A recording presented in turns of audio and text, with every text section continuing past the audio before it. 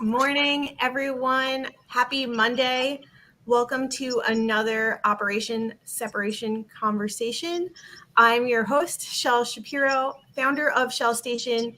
Today with me is John Chappelear.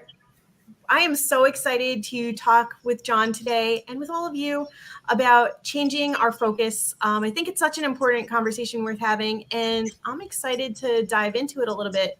John, why don't you tell everybody who you are and what brings you here today? Well, a very warm invitation brought me here today, and I thank you for that. Um, a little bit about me, I guess, is that I was sort of at the early in age of baby boomers. So what I got was a whole lot of, only the lead dog gets the view. And, if you're don't have at least a VP in front of you, or preferably something higher than that, you really aren't successful, and directly related to money is your value. And, do these, you have to be a man to achieve all these goals, and remember that you're doing us all for them, and all these other silly things that we sort of get told along the way, and we begin to buy into them. And what I usually say, at least in some of my keynotes, I've said, I got told if I did this, this, and this, that my life would just be everything I'd ever hoped it would be. And so what I did was this, this, and this. And when I woke up, my life was on fire, burning down around me. And my wife couldn't stand me. My kids didn't like me. It's just, I'd worked myself right into a divorce, but yet I was still on the A list of invitations, in Washington, D.C., and I was sought after as a consultant and a speaker, but I was living in a hotel. Everything looked good out here, but nothing really was going on much in here. And that was where the idea of changing my focus came from. Was once I realized that I was really sort of living a marketing plan, not really living a life. I mean, everything I was trying to do was 20% better than it used to be, rather than or 20% bigger than it used to be, rather than better. Excuse me. Yeah. And so I started thinking about, and the book goes into a whole lot more detail about sort of the explosion that happens. And this is what you had alluded to a little bit earlier, which was a gift of devastation, which are these gifts that we get given to us, whether we like it or not. Heart attacks, divorces, bankruptcies, financial debacles, all sorts of things. And it changes the way in which you behave afterward, or at least it should change the way you behave afterwards. Some of the people that I have been most impressed with are people who've just had horrible experiences that have changed the way in which they look at the world. They come to the realization that the idea of every day, one day at a time is not just a concept. It really is all we have. I mean, we really only can live one day at a time. And if it's stressful, we were talking about that earlier, sort of this, if your life is stressful, it might even be 5 minutes or 10 minutes at a time. Just get me from here to here, and it'll be better. And the thing I found is that if I could change my focus about what's in it for me, what am I getting out of this? Yeah. And start thinking about what am I putting into this? A lot of the imposter syndrome we were talking about, a lot of the stress that we were talking about earlier, these kinds of things begin to decline dramatically as far as levels of stress in my life. And I can enjoy being a contributor. I can enjoy being a consultant or a friend or a parent or a coach or whatever it might be. I can enjoy those things because in the old days, what it was I was always thinking about where I was going to be next. I was almost never here in the present moment. I was almost always somewhere else. And somebody said, it's like a shrink always has a good shrink. And I think consultants tend to go listen to other people speak. And somebody said, I wish I could tell you who it was, but he said, and he was doing a keynote, and he said, now I want you to realize that if you pay attention to what I'm saying, I really appreciate it, because you expect me to pay attention to what is going on in here. If I was thinking about a million other things, you'd think you were being shortchanged. And I thought, that's my whole life. My whole life is being somewhere else. It's the next thing I need to be at. Then the next event. It's not this event, it's the next event. And once that began to click into place, that this is not only wrong, it's diametrically opposed to what is right. and that I need to stop worrying about so much what's here, what's coming, as to what's here. Because if I focus on that, then I miss both, and so it was one of those, wake up calls that you kind of get from the universe. For me, it was a gift of devastation. For me, it was a loss of a company and 12 years of hard work. And it took me a little while to be grateful for that. But it eventually, the reality that I had learned a lesson that would create a different life for me. And that's where the Daily Six came from. It sort of came from this idea of, I'd like to rebuild my life. I'd like to start another company, but I'd like to do it on a different set of values than the ones that I used before. And that allowed me to change my focus, rebuild my life, and have a very successful, significant, a combination of both components in my life, which have led to where I am today. I'm very, very pleased and happy. Yeah. I mean, it sucks that you had to experience the gift of devastation in order to make these realizations, to have these changes. But Jenny's right. You're right. The times of friction in our lives really are opportunities we get to grow through. Right. So I love that. Talk to us a little bit about when you were looking for the next thing and doing the next thing and getting that 20% bigger originally, and doing all the things to get where you thought you wanted to be. Right.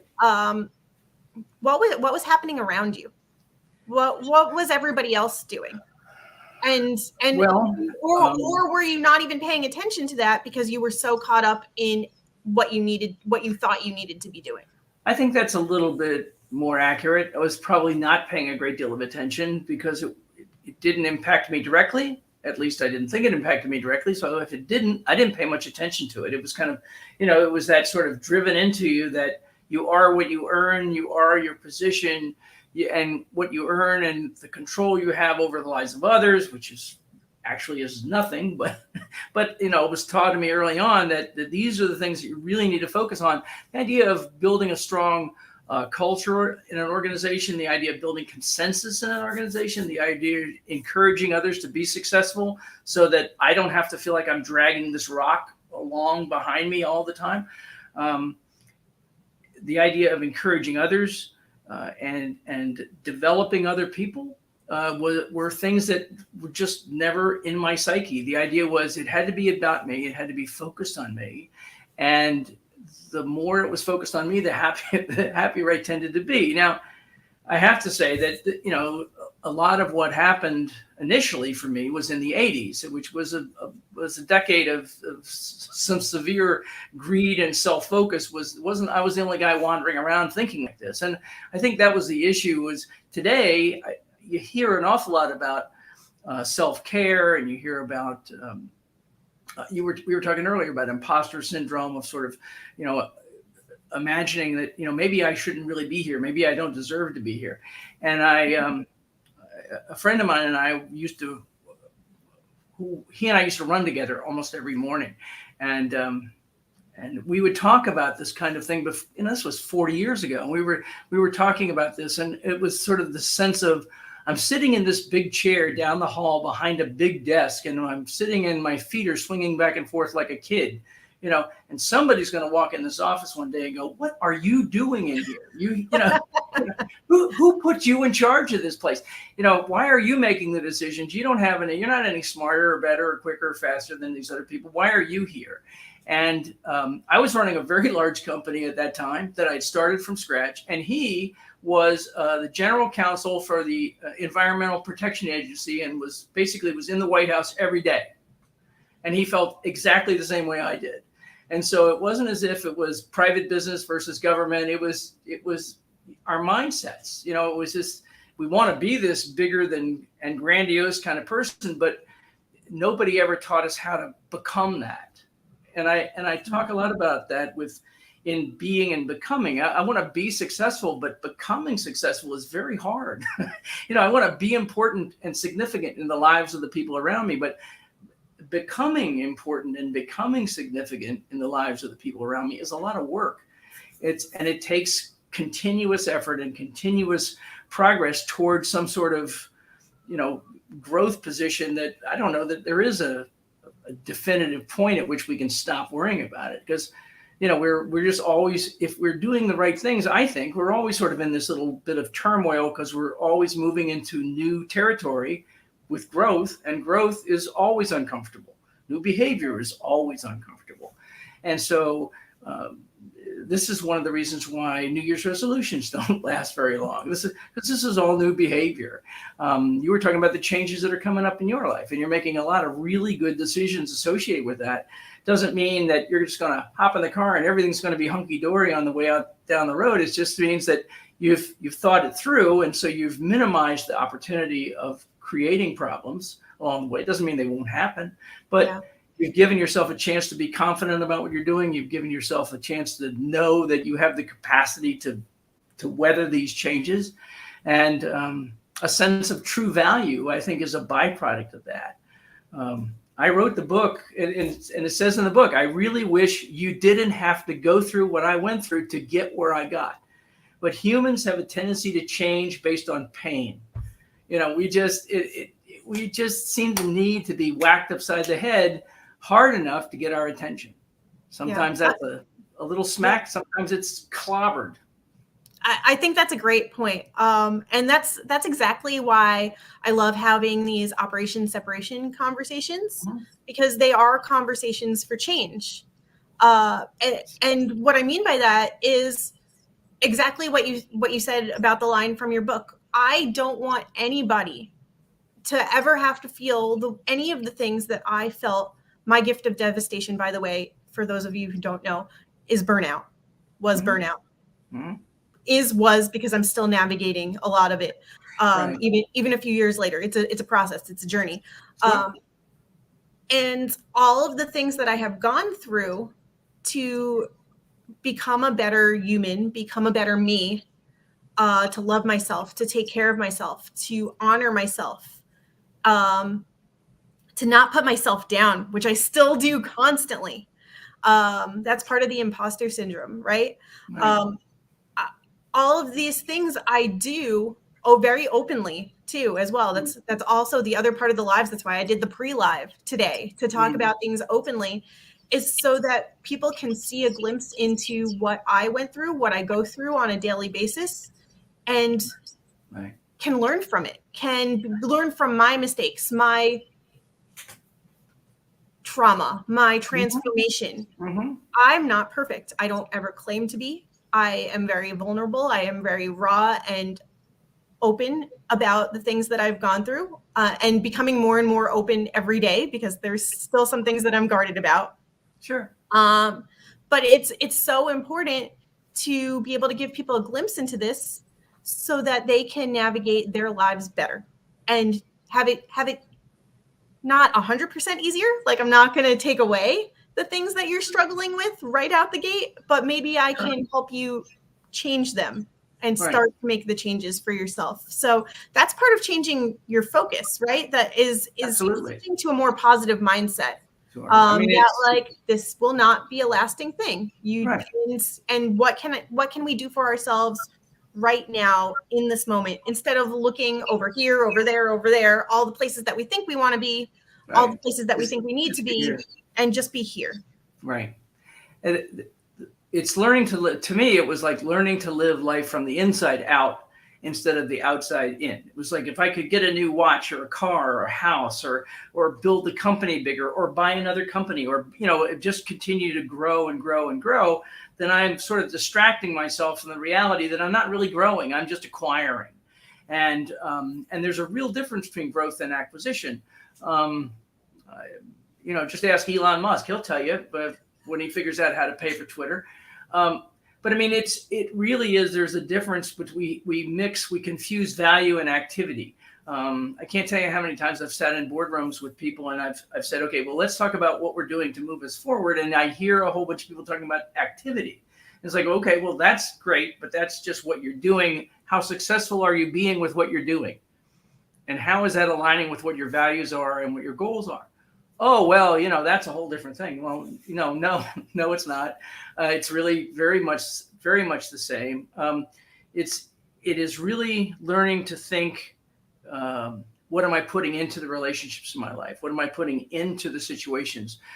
And that to me changes the way I feel. If I'm helping grow myself, and I just keep it that way, then I'm becoming selfish. I may be growing, but I'm growing into being more selfish. So the idea is grow and give, and grow and give. And without being obnoxious, my son would my son is still like, yeah, I don't really want to hear any of this, Dad, because I'm not trying to turn you into Gandhi. I'm like, no, I just want to let you know that I messed up a lot in my life, and you came along at the very beginning of my change, at the very beginning of the process through which I was changing. And there's a great story in the book about, well, at least my humble opinion is it's a great story in the book, but about he and I playing together on the day the bank came in and took over the company. And it was one of those horrible days that I have no desire to, reenact. But his lack of understanding of what kind of day his dad was having was the perfect catalyst to change my focus. I mean, he didn't care that I was having a horrible day, that I just lost all this or lost all that. He was just happy that Dad was home. And we played together for, I don't know, 15 or 20 minutes because he insisted on it. It wasn't because I wanted to. But insisting on it caused me to change my focus from what's going on in here to this wildly happy little kid who was chasing me all over the house. And his laughter worked on me like a jacuzzi, denotch your muscles and takes the stress away. And I thought to myself, if I can do this on this kind of a day, just changing a little bit of what's going on out here, instead of living constantly in here, maintaining my level of, you're not going to take away my depression, you're not going to take away my anger, you're not going to take away my selfishness. I'm not going to interact with what's going on out here. If I can change on a day like that, I can change anytime I want, any day I want. Now, I may fall back into old behavior again, but I can at least, sort of come up for air a little bit, take a couple of breaths of fresh air, and then sort of begin to sort of move forward again, rather than sort of live in this diabolical cycle of negativity, which I will tend to whip things into a frenzy like that if given half a chance. I love that you said that about sometimes falling into the same patterns or same behaviors. And it just goes to show that it's not something that you work through once and then you're done with it. Right? As we were talking earlier, the people pleasing, the imposter syndrome, like that can keep coming back up. But I have the choice. We have the choice. You have the choice to change again and again and again. Right. And as you talk about in your book, The Daily Six, it starts with the willingness and the acceptance to want to change. Right. So let's talk a little bit about what are these six values, these six traits. Sure. Actually, it's funny. Linda and I were talking. Linda Nichols, Terry's wife, and I were talking earlier about, are these concepts, are these steps, are these, what are these? I'm like, I don't care, as long as you just do it. We can call it anything you want. Just, the idea is, this is what worked for me. Is this going to work for you? I don't know, but I do know that it's pretty universal, and it's written as inclusively as possible. And it's worked for a whole lot of people for a long period of time. And the idea was to write it in such a way that it could be practiced in order, or it could be practiced randomly. It begins with willingness, because in my mind, unless you're willing to try something new, maybe find a new teacher or learn a new lesson or learn how to handle old situations in new ways, because, I can't fix this with this. So I have to find some other stuff to stick up here and maybe get me thinking through the situations that have caused me problems in the past, find new ways through those. And then the next couple of components are how to actually get that focus changed. Once you're willing, then you try practicing some quiet time, whether that be prayer, meditation, mindfulness, chanting, doesn't make any difference to me. I just am trying to sort of clear out the blockage of the past and open a channel so that new learning can go in. Yeah, that could even be going for a walk and getting outdoors. Like it could look so different for any, it's just a matter of getting out of your own head. Absolutely. Absolutely. I used to talk about a guy that I remember seeing when I used to live in DC. I grew up there. And I remember watching him walk out. This is when I was first starting to notice things. And I noticed him walk out of a building looking at, probably in those days, it was a Palm Pilot or something, but looking at something and then he walked up 3 or 4 doors of the next building, and then he walked back in the building again. I thought, well, he never even looked up. I mean, it's just, he never looked up. And this was 25 years ago. So, I mean, today we really have become connected, to these little electronic joys that we carry around and completely snuff out what's going on out here with us. And so, the idea here is that find something that will change your focus, and walking around outside will do it. I do a combination of, I have a puppy that sometimes I really am excited about having, and sometimes I'm not, but I still have the puppy. And at 6 o'clock every morning, whether I like it or not, he's ready to go outside for a run. And we can go out, we go down to the park, and depending on the time of year it is, it can be dark. And I notice things like a star that's in the same spot every morning. And I notice the moon coming up, and then I notice the sun rising up over the trees. And these are things that if I was focusing this way, I would never notice these things, because I probably would have never chosen to take a puppy at this point in my life. Susan said, I guarantee you this may be frustrating, but this is the best thing that I've seen you do in a year, is to have this little guy and have him depending on you for health and food and everything else. And it has done wonders for my mindset just by focusing on the mindset of something else, someone else. And so once you're willing, and when you practice some way to sort of settle and balance yourself centered and emotionally, because what I say about quiet time is if you set your heart and your mind in the right direction, your life will follow. And then the third component is service. Focusing on the needs of others, and seeing how you can, or I can, contribute to their betterment, not just my betterment. Zig Ziglar had a great line years and years ago, which was, the harder I work, the more successful I can make other people, the more successful I become. And it's the same today.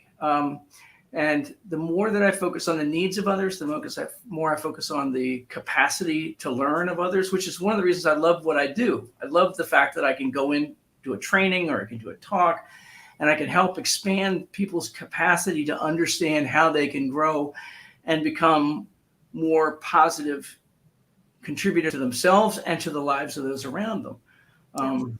That's followed by love and forgiveness, which are, to me, two sides of the same coin. I don't really want to, I could spend most of the rest of the time on love and forgiveness, but then being grateful for all things at all times, even gifts of devastation. It may take me a few years to get grateful for a gift of devastation, but as soon as I become grateful, it changes the way in which I see something. I see it as a valuable lesson rather than as something that happened to me and ruined my life. And then finally, it's action. Because when you write a book, one of the things that Putnam required us to do was write an action, a business plan. Why would somebody want to buy this book over somebody else's book?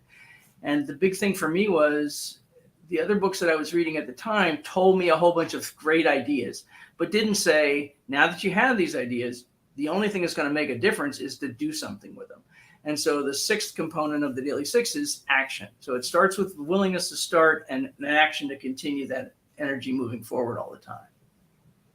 I think those are, and I'm at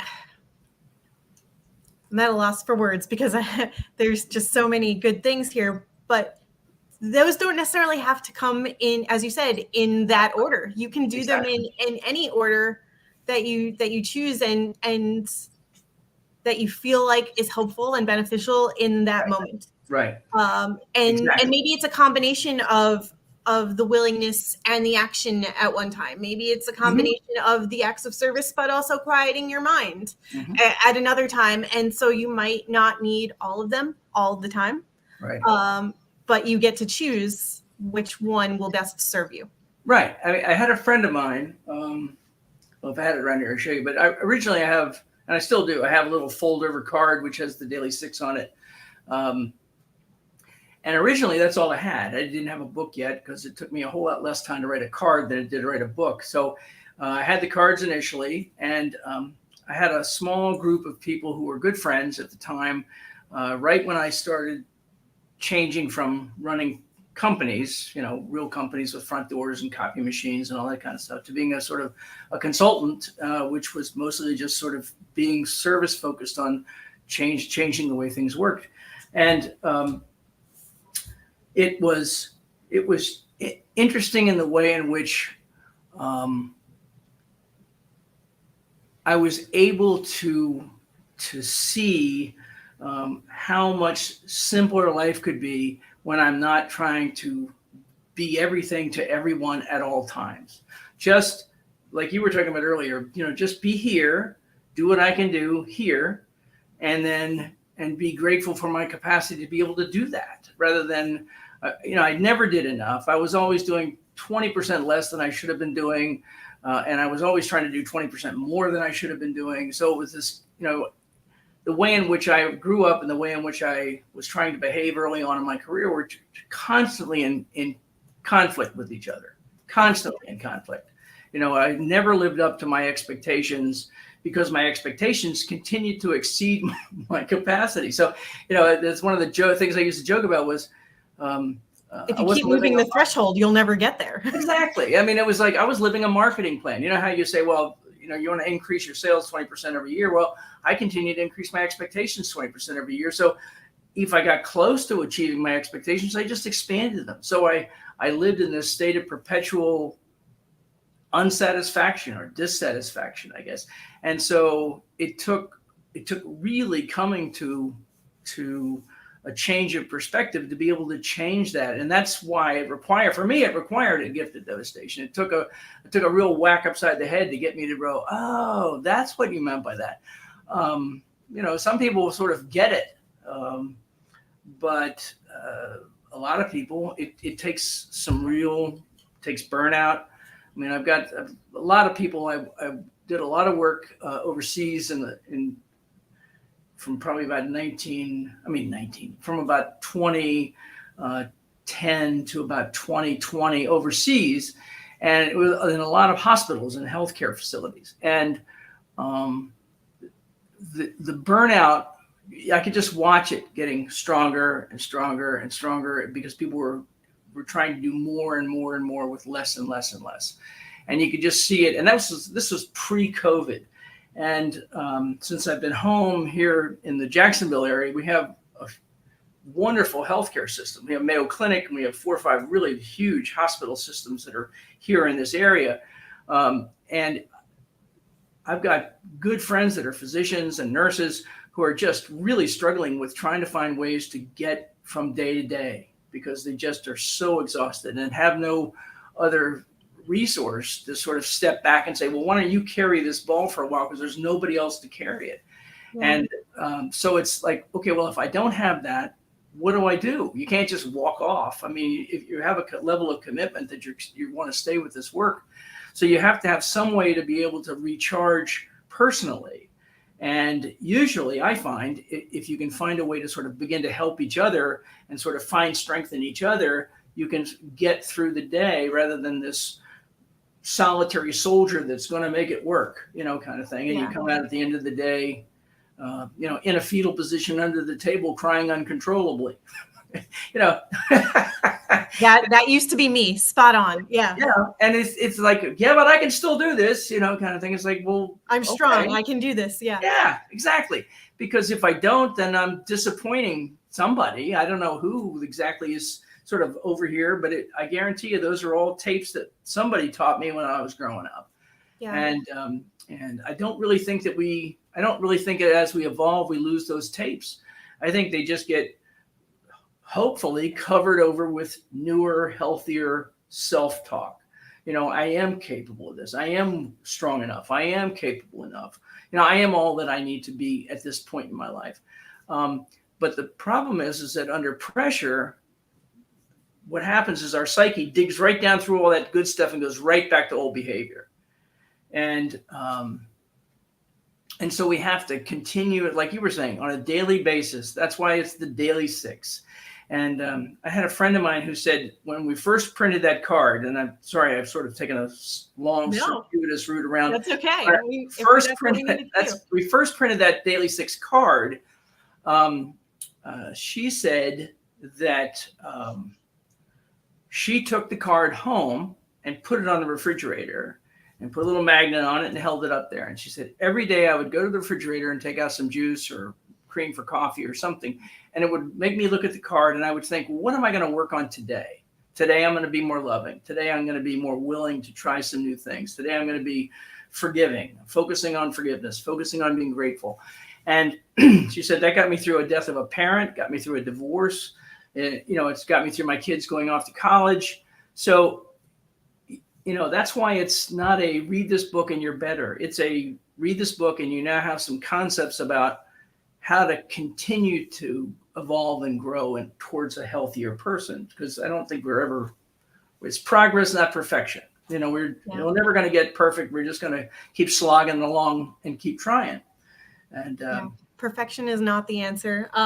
That's right. I got to say to come back to some of the things that you've been talking about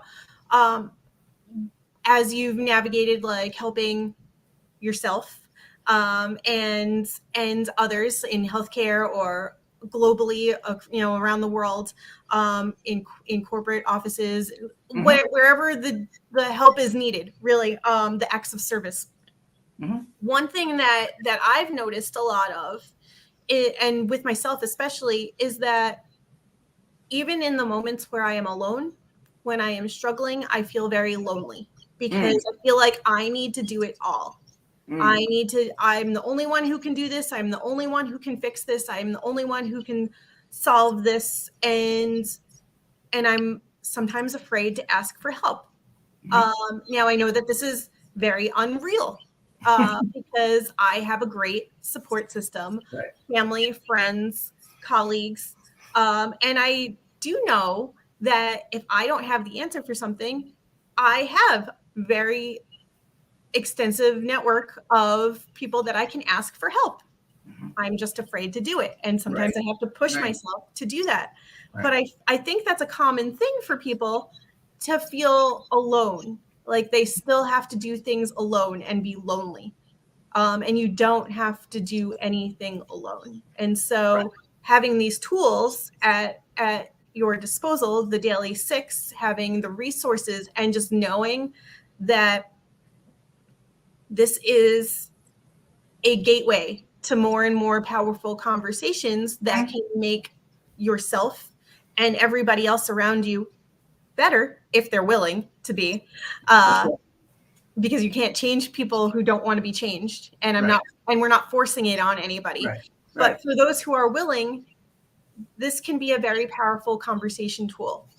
Yes. And it can also start the conversation and create the conversation to not feel so lonely in those moments. And that's an excellent point. It really is. Even as I navigate like downsizing my life and selling my things off and figuring out where I'm going to go next or where my clothes are going to go next as I separate my wardrobe into mini wardrobes. Capsule wardrobe is the more correct term there. As I figure things out, I found myself telling my partner last week, like, I just feel so alone in these moments. And he's like, but you're not alone. Like, I might not be there right now, but you have me. Like, you can talk to me. You have all of your friends and your family. And there are people here that you can talk to. And I was like, yeah, but right now in this moment, it just feels like I'm doing this alone. And that's not the case. And so if I'm feeling it, I know other people are feeling it. And getting back into the mindset of like, I can ask for help. I can change. And I get to make that choice Right. every single day, at every single moment, if something is not feeling good. That's perfect. I mean, that's presented in the perfect way. I mean, we all struggle with these issues. There's no sense in saying, "Oh, well, I used to do that, but everything's great now," because as soon as I start hearing that, all I'm hearing is hubris versus humility. And when I've got it all together, it probably means all I've got is a really good smokescreen going on out here. It's like, pay no attention to the man behind the curtain, kind of thing.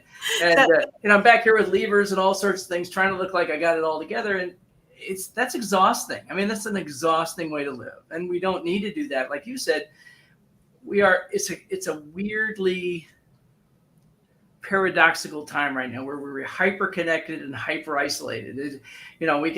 We can talk to our 20,000 people on Facebook, or our 6 people that are in our small intimate group that we can talk to. We were just talking about Linda and Terry Nichols helping me with a number of programs that I'm working on, and it's just been so grateful to find people that just say, well, let me see what I can do, and let me see how I can help. And that just came through a conversation about it, feeling really overwhelmed. I don't really know exactly where to start because, usually when I started organizationally, there were people I could delegate to. Now I'm my own secretarial, accounting, marketing, and graphic design department. And there are a lot of those things I just listed that I'm not very good at. So, asking for help and asking for ideas and asking for input, or just asking, am I on the right track? Sometimes it's looking for some verification that, rather than slog along here and then realize, oh, dang on, I should have asked somebody like 2 weeks ago to save all this trouble. I mean, if Linda hadn't told me, don't be on Safari because you can't connect the SteamYard through Safari, I'd have been sitting on Safari right now trying to figure out why I can't get a hold of Shell because we're not connecting, because I didn't know that. Linda, yeah. And somebody said, oh, you got to use Google, don't use Safari. I'm like, okay, I'm perfectly fine doing that. It's not like I hurt my feelings or anything. That's not something I knew. And so, we create so many unrealistic expectations for ourselves. I should already know these things, or I should be here, but I've been practicing this now for a year. I should be better at meditating. I should, there's an old line in somebody's keynote that was funny at one point, which was, I will not should on myself. And it's just stop using that word, should, would, could, if I could just do this, or if I should do that. And we create these unrealistic expectations of, if you should do that, what have you been doing that makes you think that? If I should be good at meditation, what have you been doing for the last year that makes you feel like that? And if you should be doing it, what's stopping you from doing it? Like, if you think this is where you need to be, but you're still over here not doing that, why? Where's the disconnect? Because something is keeping you from doing the thing that you think you should be doing. Right. Well, that's the being and becoming component I was talking about earlier. I mean, it's really easy to want to be something. I mean, I had, my son wanted to be an NBA player when he was a kid. Now, he's my height, so there's not a chance in the world he would have ever made an NBA player. But when he was little, he wanted to be an NBA player. He just didn't want to go home from school and practice for a couple hours every night. He didn't want to walk around with a basketball under his arm every day. He didn't want it to create an intimate relationship with this desire. And so it was, well, if you want to be this, you've got to work on becoming it. And if we're not becoming, then we're never going to be. If we want to be peaceful, we have to practice being peaceful. You're taking such a roll of the dice and such a joyful risk. It's kind of like I used to refer to seeing my kids in elementary school as heavenly chaos.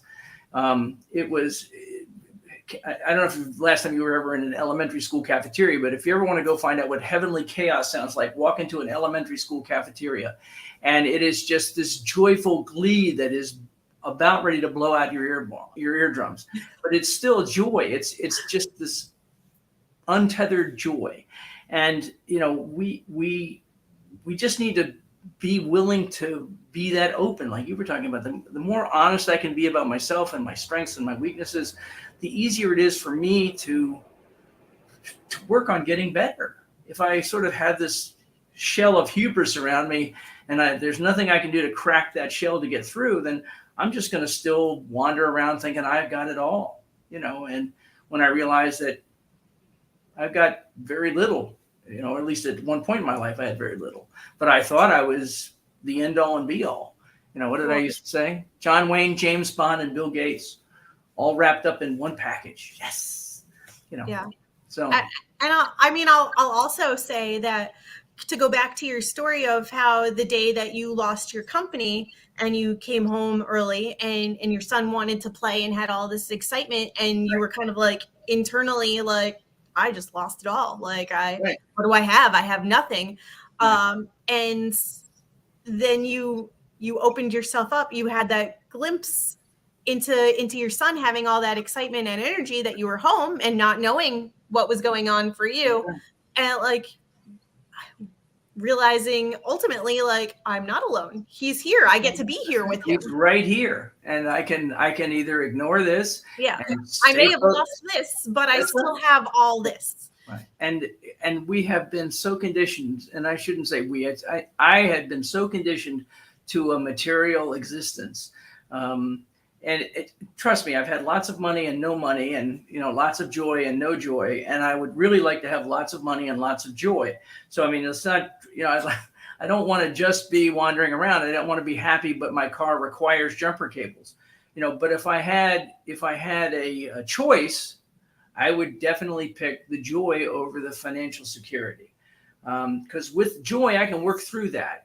With a sense of financial inadequacy all the time and no joy, I'm just frozen in a level of negativity that I almost cannot get out of all by myself.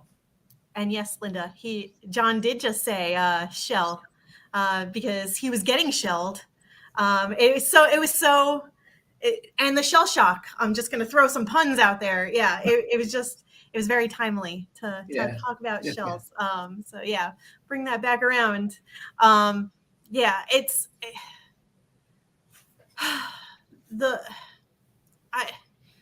As I navigate this thought, I am going to circle back around real quick to something you said earlier about sitting at your desk previously and feeling like a kid, feeling like an imposter of like, what the hell am I doing here? And how did I get here? And somebody's going to find me out. Yep. Did you ever feel, while you were doing all the things and growing your business and having this larger than life feeling, did you ever feel alone in those moments? And absolutely. Go ahead. Finish your statement. Did you in that moment feel like you needed to take it on all yourself? I know you said you delegated to your employees and you had people working under you, but did you feel like you had the weight of the world on your shoulders all the time and that you were alone in that? Or was it just like, I'm just going to keep doing great things and I'm the only one that can do them? Like, or was it a combination of both? It was probably a combination of both, because there were a lot of people. We had almost 400 employees. So there were a lot of really good people that could get delegated to, and they had people they could delegate to. So I was able to really sort of stay into the sort of the dreamer kind of person to think, why don't we try and do this? Or why don't we try and do that? The problem is that there was a side of me that always felt inadequate. I mean, the door would be closed. I'd be by myself, not on the telephone, going, I don't know why in the world anybody thinks I have the answers to this. Even after having shown up for years and years and years and had the right answers, it still didn't sink in enough to think that that this would be this is still going to, I got it now. This is all figured out. I mean, I used to tell a story about figuring that life was on the other side of this river. I was on this side, perfect life was on this side. And then I didn't have any idea how to get across. And every time that I would finally get pushed to the point, I would take a step out into the river. And what would happen is a rock would pop up and hold me up. No matter what it was, whether it was financial, emotional, societal, whatever, something would pop up and hold me up and eliminate the fear that I had before I took the step. but I would not take another step until I got pushed to take another one, and then pushed to take another one, and finally pushed. I wouldn't just go, well, now I know it's good, and I just start walking out there in faith. It just never really occurred. And I can remember thinking to myself, well, I'm now 453 rocks out into the river. Why do I think the next one is just going to be a coincidence? When am I going to believe that there's actually a process here that I'm capable of handling? And I think it really takes some honest self-evaluation. A lot of the things that you've gone through in the last year or so, these things this sort of rigorous honesty that you've sort of dug down and come to the realization of where you are and what you can do. I think these are things that really make a difference between somebody who is hoping to be happy and joyous and somebody who actually is happy and joyous, does lean on their friends, does ask for help, does ask for input. And those things do not make me less than. Not having all the answers just means I'm human. I used to talk to the people that I would be working. I said, are you the kind of person when you show up for work, you just show up for work and get a cup of coffee and go to your office? Or are you the kind of person when you get to work, are there like 30 people standing outside of your office waiting for you to show up? I said, because if that's the kind of person you are, then you are teaching people to depend on you. You're not teaching people to think for themselves, because it's always easier to ask somebody for an answer than it is to go look it up yourself. Yep. The problem is that doesn't grow you, and it doesn't grow you as a leader, and it doesn't grow them as a person who could evolve into leadership. So you have to be able to trust yourself, and that takes a lot of screwing up. I mean, it's just in real life, getting to a point where you're comfortable and confident with the decisions that you make takes a lot of trial and error. And a lot of times it's error, versus the good stuff. It's like, oh man, I don't want to ever do that again. That was a big mistake. Yeah. It's the errors that propel us to learn and to be better and grow. Yeah. Exactly. And you said it so beautifully that, which I'm just going to now butcher trying to repeat it.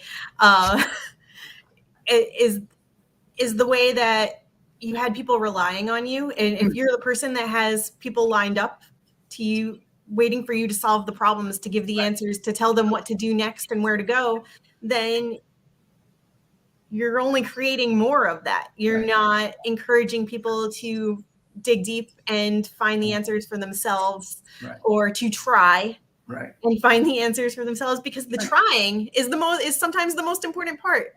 If you try and you still can't figure it out, great. You can ask somebody. Through it. Right. But or not try. We can do it together. Yes.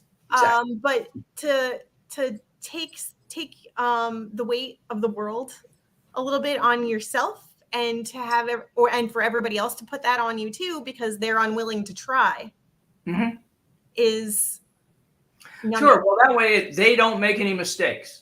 And then it's all on you. If you do it and I don't, and it's wrong, it's your fault, not my fault. And so, this is one of those things where I can remember standing in organizations going, okay, well, now that we've clarified whose fault it is, now let's see if we can move forward and fix this. Because, I don't really care whose fault it is. I care how we got here and why we haven't sort of found a way through this by now. Yeah. Because it's not as if we just started doing this. Usually what happens is we get into cycles of behavior, and then they become habits. And then those habits, whether they're good or bad, otherwise we would learn and everything would just get better and better and better. But we don't. We go get better, and then it slides back, and then we get a little bit better, and then it slides back. My biggest, maybe not the biggest, one of the biggest cycles for me when I was at my previous job, as a manager and a leader, was taking on the brunt of everything. And I did this to a fault, for myself and for others. And I knew that this was occurring, and it was just a perpetual cycle of everybody's coming to me for answers, because everybody was, including myself, everybody was told, Shell will know what to do. Ask Shell. And I went by my full name, Michelle. at the time. Michelle will know what to do. Ask her. But nobody wanted to try. Everybody became so afraid of trying for themselves that, okay, now Michelle, because again, I'm referring to my former self, so I'm not Shell in that moment. I'm Michelle. Michelle is going to fix it. Right. So when they did try, if they couldn't do it, they didn't want to learn how to do it better, how to avoid making that mistake the following time. Well, now we're in a time crunch. It's got to get done. Who's going to do it? And so you're going to do it. I was in this space where like, well, if something is going to get done right, it's got to be done by me, because people are either going to not try, or they're going to expect me to help them, or they're just going to expect me to do. And so I was doing my work. I was doing everybody else's work. And at the same time, I was so mad and frustrated that people weren't trying or doing their work. Right. Well, I created. Right. I enabled. I didn't create. Right. I enabled that cycle to keep happening. Right. And I really, really wanted people to be better. I spent hours trying to make people, countless hours every day, every week, trying to make people better, bringing in training, bringing in other consultants and vendors to teach them how to use machines and tools properly. Right. Ultimately, to just be like, oh, well, you're going to do it anyway, so why should I even care? Right. I'll just do it ahead of time and before you come get me. I really, really wanted people to want to be better. Mm-hmm. And when you're in that cycle of not being better and not allowing people to just, okay, well, what would happen if, and I knew what would happen, but when you're in that moment, it's hard to choose the opposite. No, you're right. When you're in that moment, okay, what would happen if I just didn't fix this person's problem? If I didn't fix this job, if this job didn't get done on time, if it didn't make it to the event over here, if this commercial didn't have what they needed and they had to go to another company. I did props for television and commercials and signage for storefronts and events. That was the nature of the business. And so like things were very time sensitive. Sure. And so if it didn't get done on time, what would happen? Okay, well, who's going to, as the manager, as the leader, to get back to the point, I know I just deviated in this whole circle, but it's so hard to break the cycle, even when you know that it's wrong and it's not doing anybody any good. And it's also detrimental because the company can't grow that way if everybody is relying on this one person. Right. So as much as you want the change, something needs to change. And that in itself is a gift of devastation because, okay, it was in the form of me breaking down and leaving the company. But that kind of, and I don't know where the company is, what they're doing today. But that hopefully was a catalyst for them to grow and change too, because I needed to grow and change, and something then needed to change once I left, because all right, well then who's going to do the thing? Exactly. And it is very hard to break that when you're in the day to day, because you don't want to let anybody down and you don't want to let yourself down. Right. I had so many people that were relying on me, and I did not want to break that. I didn't, but I was happy at the same time to take on the brunt of, if something did go wrong, it's my fault. Blame me. Even if it was somebody else's mistake, blame me. I will take all the pressure off of you and absolve you of all of it. And that didn't do anybody else any good either. No. There are some issues associated with leadership and organizations that are difficult. One is, if you have a whole bunch of people lined up in front of your office every morning when you come to work, you probably are hiring poorly, because those people that you're hiring are trying to offload responsibility of decision making onto you, and you're allowing it to be offloaded. So there's a failure at both ends of it. The idea that I and only I alone can fix this, that level of hubris is scary. It's like, if you're the smartest, best person at this task forever, then clearly you're not hiring strong enough people to move past wherever this is. I'm the best salesperson we've ever had. Well, then you need to be digging a little deeper at hiring more people. I'm the fastest producer of this. I'm the smartest person, the fastest painter, whatever it might be. We need to make sure that we're hiring people. You always wanted people to try and learn how to take this responsibility. Well, even if you are willing to give it to them, if you've hired poorly and you have people whose job has always been to avert responsibility, then you're still going to have that line of people at the door. They have to be willing, and this is what we were talking about earlier, they have to be willing and capable of making mistakes and learning from those mistakes. I grew up in an environment where you hired people at minimum wage, worked them until they finally quit, and then hired somebody else at minimum wage. Period. And that was the most horrible work environment you could ever have, because everything fell on the higher level people to do everything, because nobody had any desire to do anything, because no matter how hard I worked, as soon as I wanted more money, they replaced me. So it's a combination of, have you hired the person right? If you've hired them right, then have you trained them right? Because training me is one thing. Training somebody else is a whole different set of skill sets. Are they learning what they need to learn to get where you want them to be? Not just, are they learning the tick box? They check, okay, we've done racial discrimination, we've done sexual harassment, we've done trust building, we've done this and that.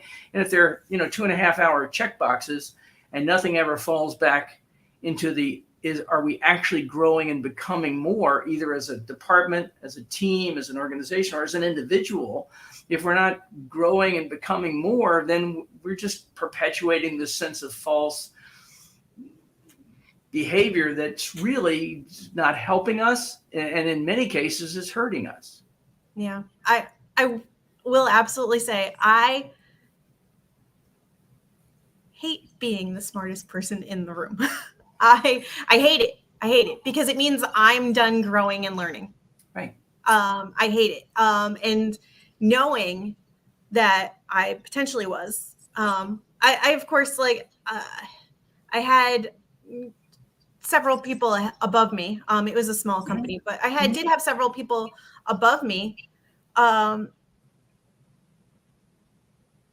anybody below me had no desire to learn and grow. And they would ask for my opinion when hiring, but then they would never take my recommendation to heart. And I'm not trying to put all the blame on them, because I know not unusual. I was perpetuating that cycle because I was in it.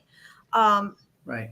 I never want to be the smartest person in the room, because I want to be able to learn from other people. Right. And I am a lifelong learner. I want to learn how to do things better and smarter and faster, because things take me forever. And the reason things take me forever is because I'm trying to learn the most efficient way for me. And so that means, as a learner, I like to dabble over here. I like to dabble over here. I like to watch this tutorial and try everything before I figure it out. And so I go down a lot of rabbit holes, and then I come out better. But things do take me longer because I deep dive into everything. Right. And that's just my nature. And I can't. And that's important for people to understand. Your nature and your behavior is going to take you down that particular path. I'm more of a, throw it against the wall and see what sticks kind of guy. And those two people approach situations dramatically differently. We train people dramatically differently. We have expectations that are different. And if you assume that I'm the VP of marketing and you're the VP of sales, we're going to behave the same way, it's ridiculous. And so as senior leadership in an organization, if we don't understand how each of our subordinates relates to an issue and a problem, and make sure that they are on the best path to get the right answer, then we are abdicating our position of leadership, because we just simply aren't doing what we're supposed to do. We're supposed to know our people intimately, not just we met them at hiring and we met them at the exit interview kind of thing. We need to understand what motivates them. We need to understand, because different people are motivated by different things. We need to know what their capacity is. Maybe we're asking them to do too much. Maybe we're heading them in a different direction.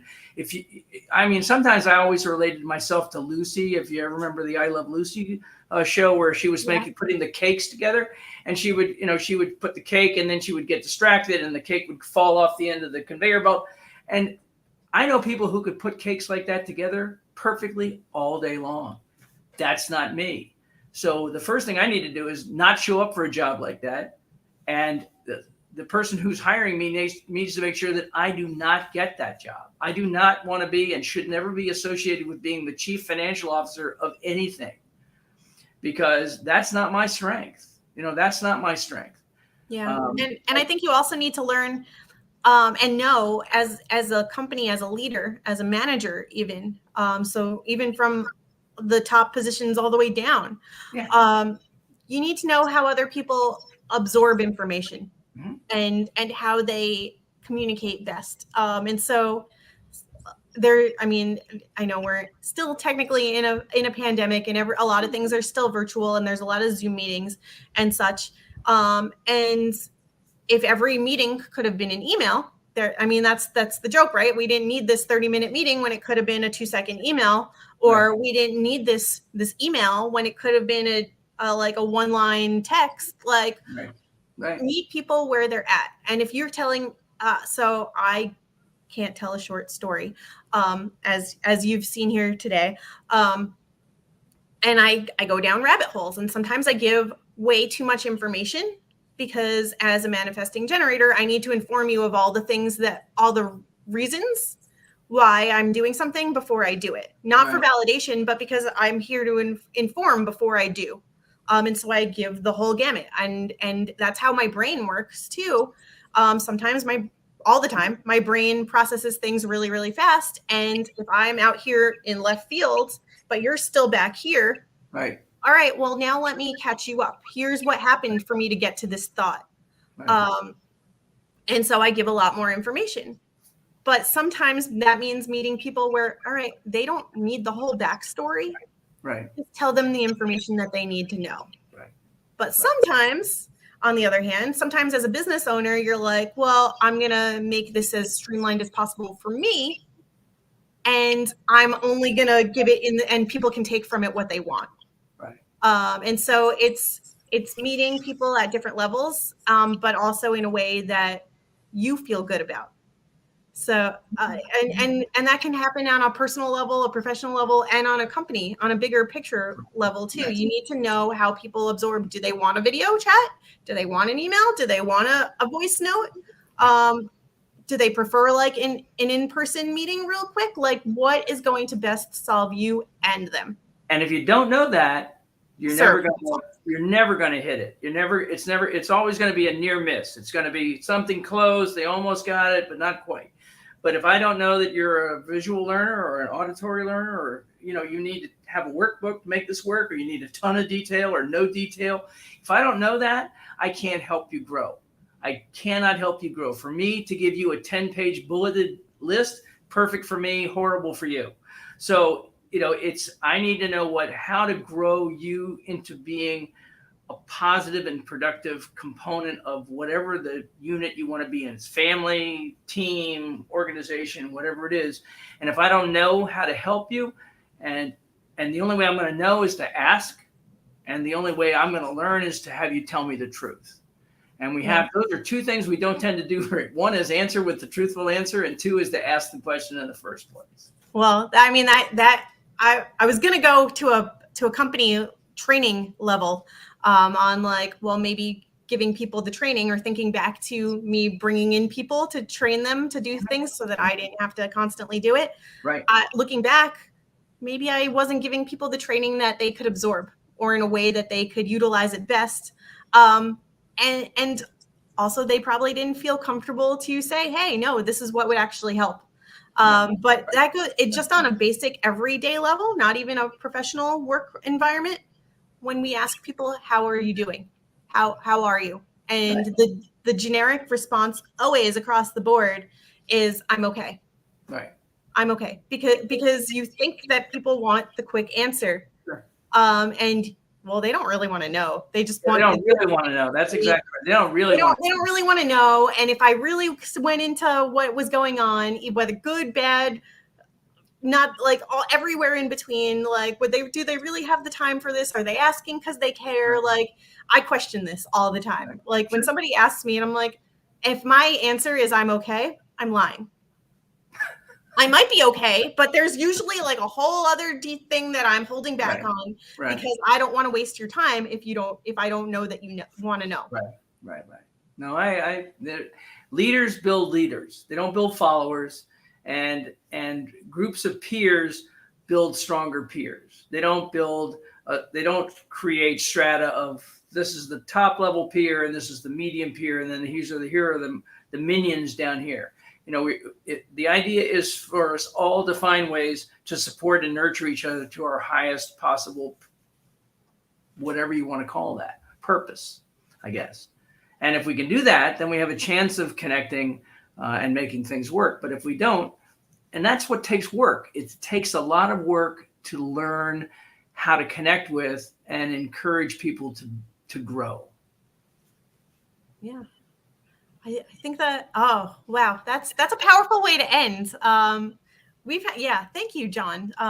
Thank you, Shell. There's so many great insights that we've shared today. I feel like we could keep going on this for quite some time because there's so many things that I'm just like, do I go there? But it's been such an honest, open conversation with you, and I love that. So thank you for sharing the Daily Six and like how that can show up in our lives and how we can interact with it daily and make the choices to change our focus. This is on Amazon, right? Where can people? The book's on Amazon. The audiobook is on a program called Scribble, Scribble, Scribble. And so that's audio. Everything else is on Amazon. But if you want something simple, like on my website, you can download the chapter on willingness, which is sort of the how did I get here story about my gift of devastation and then learning to become willing and creating those changes. That's downloadable on my website, which is johnchappelear.com. Okay, great. So I will drop all these links for everybody in the chat. The Amazon link. If you can share the Scribble link with me so that I can share that, because otherwise I'll go down a rabbit hole searching for it because I've never heard of that platform. And your johnchappelear.com website as well.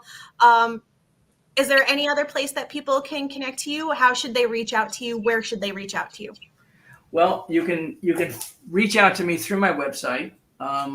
There's a Contact John button. You can send me an email to john@johnchappelear.com. Those are the two easiest things. You can get signed up on either by sending me an email or going on the website to my positive thought of the week.